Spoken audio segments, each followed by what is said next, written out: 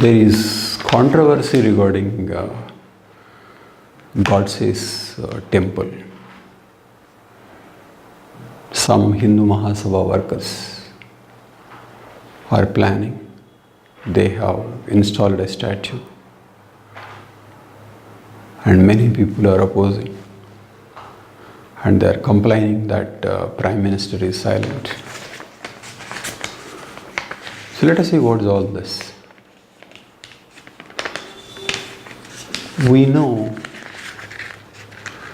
that it was Savarkar who planned the conspiracy and involved Godse in the murder of Gandhi.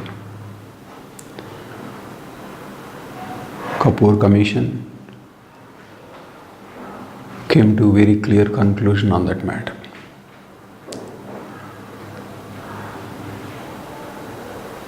But what was Savarkar doing when these charges were made against him? Do you know what he did? He did the same usual thing, deny. He did that before. And second, seek mercy. Again wrote mercy petition that I will refrain from political communal activities. Please don't imprison me.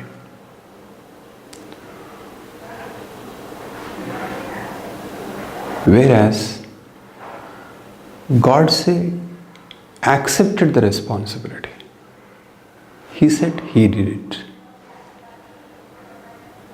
And he was not sorry about it. And he explained why he did it. In fact, he made a moving speech on why Gandhi was responsible for India's evils and why he thought he should eliminate Gandhi. The speech was so moving that judges wrote later that many in the courtroom were crying. Women were in tears. Men were trying to stop crying. And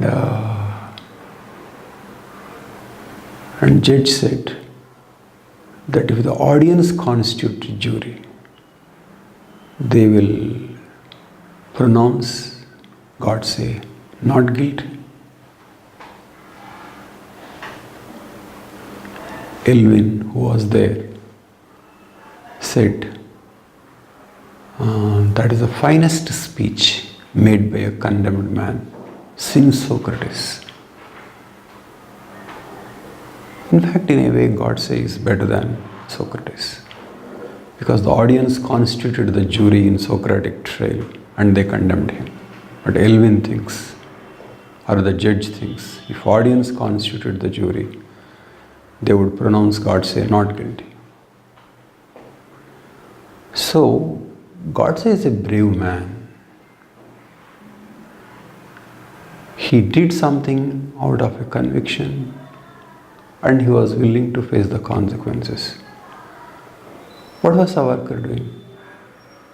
Went into hiding, denying and seeking mercy. Who should be called whale? Godse or Savarkar? I don't think it is Savarkar. It should be Godse. And it is not only this. Even during the trial in Red Fort, Savarkar was completely silent with other accused. The other accused was chatting among themselves, but Savarkar maintained complete silence. He was not giving even a compassionate look at Godse. Do you know, it had hurt Godse so much. All these things were written by Enamdar, who was arguing on behalf of Godse and his brother Gopal Godse. So, these are contrasts in personality, though the ideology is same. So, one is a coward, and another is a brave man.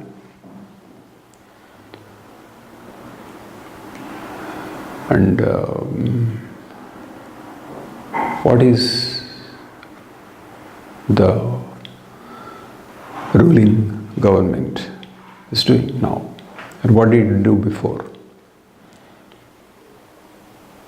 Savarkar was glorified. A portrait of him was kept in Parliament, and an airport in Port Blair was named after him, and a stamp was released in his name. Whereas Godse is officially still a condemned man. I don't think this is just at all. If Hindutva is right and Savarkar is great, Godse is a greater person.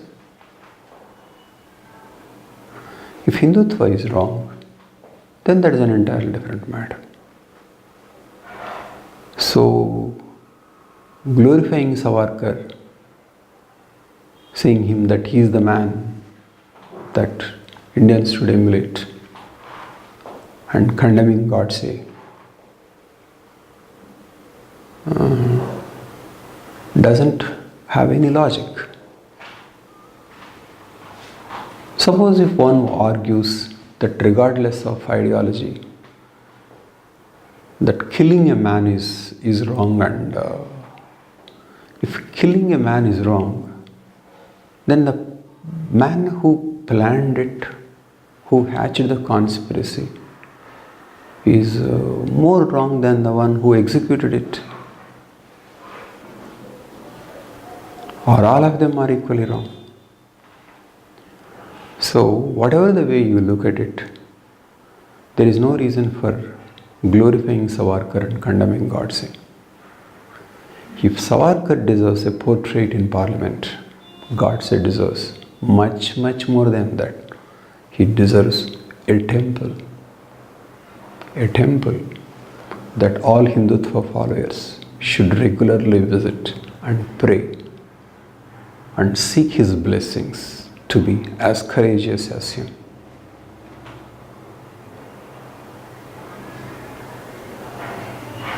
Well, don't Hindutva advocates know this? I think they know. After all, it was Hindu Mahasabha the members of which planned, and then RSS distributed sweets. It was banned after Gandhi's assassination.